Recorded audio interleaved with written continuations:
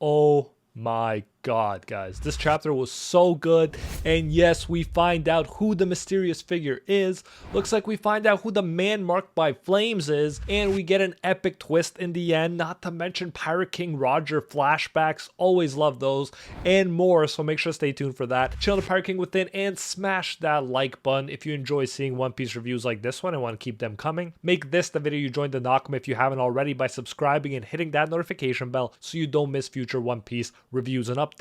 And now, without further ado, let's jump into it, spoilers and all. First off, in the cover story, it seems like Who's Who is drawing his katana to punish two captured rebels who look like they could be Ulti and Page 1. That cover story just keeps getting more and more interesting, and that's why I am covering it at this point.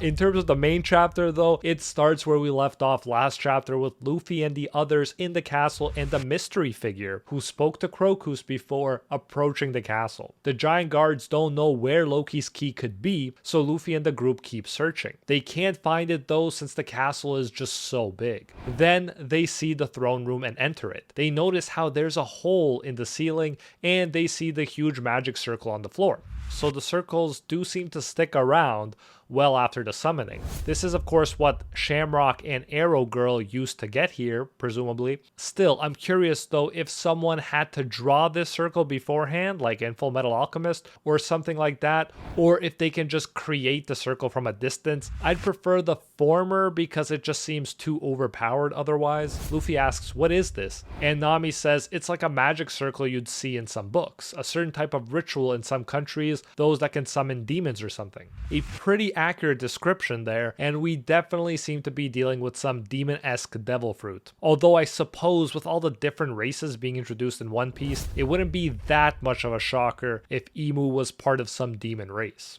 Road is wondering why something like that is in the royal chamber. It's creepy. And I'm thinking right now, could this be a further hint about what I mentioned, that King Harold was possibly in cahoots with the world government and Imu before, and that's why there was one in the throne room here. I was theorizing that perhaps that could have been why him and Loki fought, because of the disagreement about how to deal with Imu and the world government, since Loki clearly hates celestial dragons, so this is definitely some fruitful theory material to be sure. Luffy says he feels like he has seen something like this recently, and yes, Luffy, you just fought the 5 elders who used it too, but whatever, I don't expect Luffy to remember stuff. Suddenly, the voice of the mystery figure calls out, "Straw Hat Luffy." Luffy responds, "Huh? Who was that? A demon?" And Nami insists that demons don't exist and asks, "Who is it?" But I wouldn't be so sure, Nami, like we talked about Imu. Anyways, Road even asks, could it be the spirits of the dead? A huge axe then flies at Road, who barely dodges it. What a welcome, what a way to say hi. Damn, this guy is coming out axe swinging. The crazy thing is that we find out Road and him know each other, so it's just like a greeting at this point, even though he nearly took the guy's life. Luffy and Zoro jump from Road's hands, and Luffy stretches out his arm to grab Nami from falling. After that, he entrusts her to Zoro, who picks her up with his arms.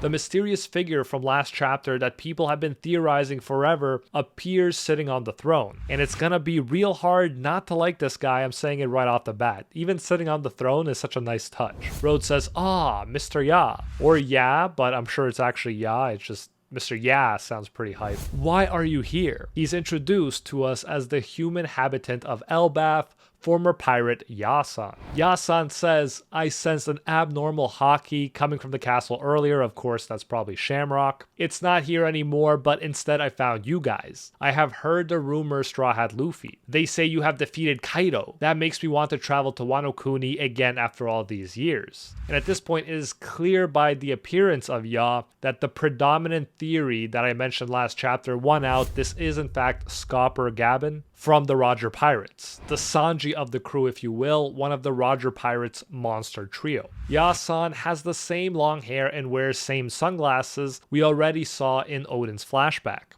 but he now has a big long beard with a braid and a scar on his forehead that has a shape similar to a flame.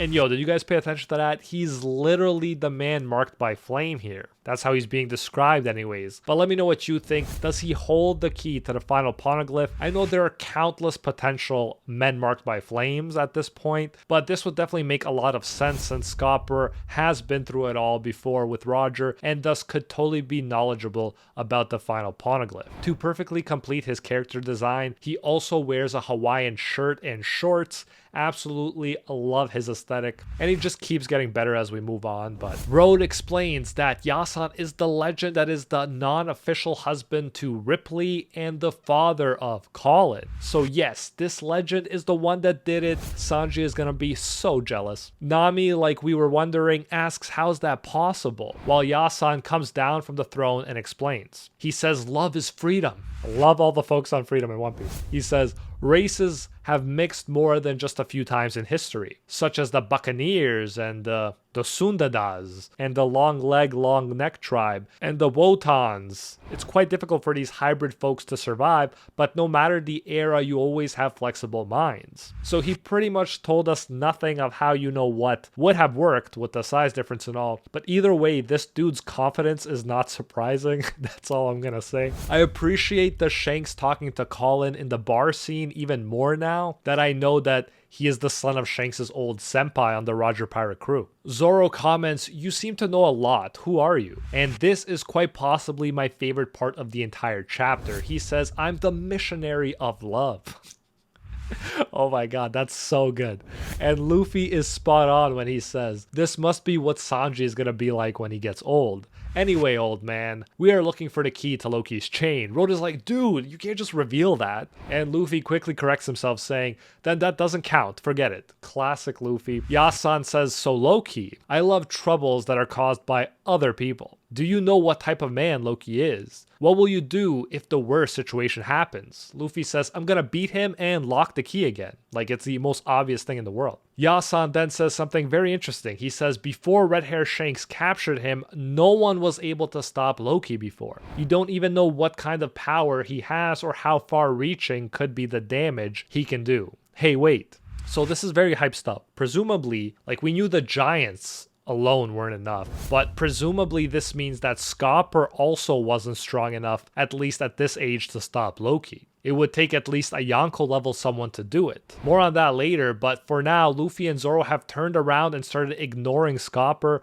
saying his talk is getting too long. No respect for elders here from Luffy and Zoro, and I love it. It's so funny. Nami is the one that says Yasan is trying to warn them and they should pay attention. Road apologizes to Yasan, but apparently not Luffy and Zoro, who are the only ones that really have anything to potentially apologize for. But you gotta respect characters like this who just say like it is, and it definitely reflects what the readers feel like in a meta way sometimes. Yasan is shocked initially, but he smiles remembering his time with Roger and Rayleigh. We even see a little flashback about the three of them, and I always treasure stuff like that when we get it. In the flashback, Roger, truly filled with the Pirate King energy, says, I am tired of all the warnings. You're scared, right? I see this must have been before Scopper conquered Mount Ripley. Anyways, Rayleigh and Scopper say, that's not what we said. Roger says, if you want to stop me, just try it. And Scopper responds, we are saying it's important to know the risks, Roger, you idiot. But whether it's Roger or Luffy, you just can't reason with that Pirate King energy.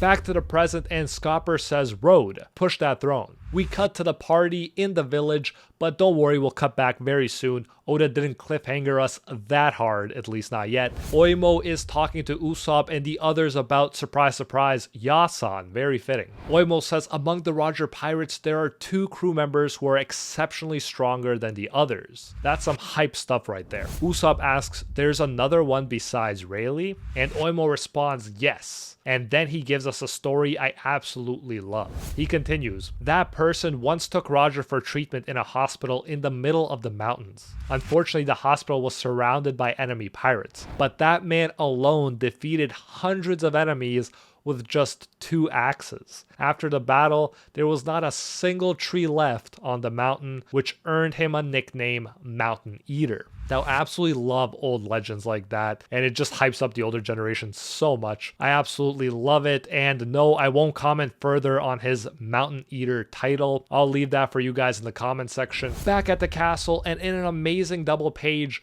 Road carries Luffy and the others in his hand while he's going down through a secret passage under the throne. The stairs lead to the secret treasure room, which wasn't quite the best kept secret as we're about to find out. Nami, of course, is very excited about all this. She says, Yasan, I love you. Treasure. Luffy also gets hyped and says, treasure. Road asks Yasan why he knows of this place. Scopper responds, well, exploration is a hobby of mine. Another reason he might know about the final poneglyph, by the way. The group finally arrives, but all the treasure is gone. Only one key remains in the center of the room. Nami is sorely disappointed, and her loving manner quickly turns into her being upset. She says, it's all just empty boxes, you liar. Yasan says, now, don't blame it on me. It's an empty castle after all. You'd expect it to be run through by a few thieves by now. Look at that. Luffy says, the key. This is where things start to get really interesting. Yasan says, yes, it is something even those thieves didn't want. But before Luffy can even get the key, Yasan jumps near it. Then he starts taking off his robe and hat. He says, in other words, the liberation of Loki is something even the villains wouldn't desire. We then cut back to the party for a second, and Oimo and Kashi finish telling their story. Oimo says,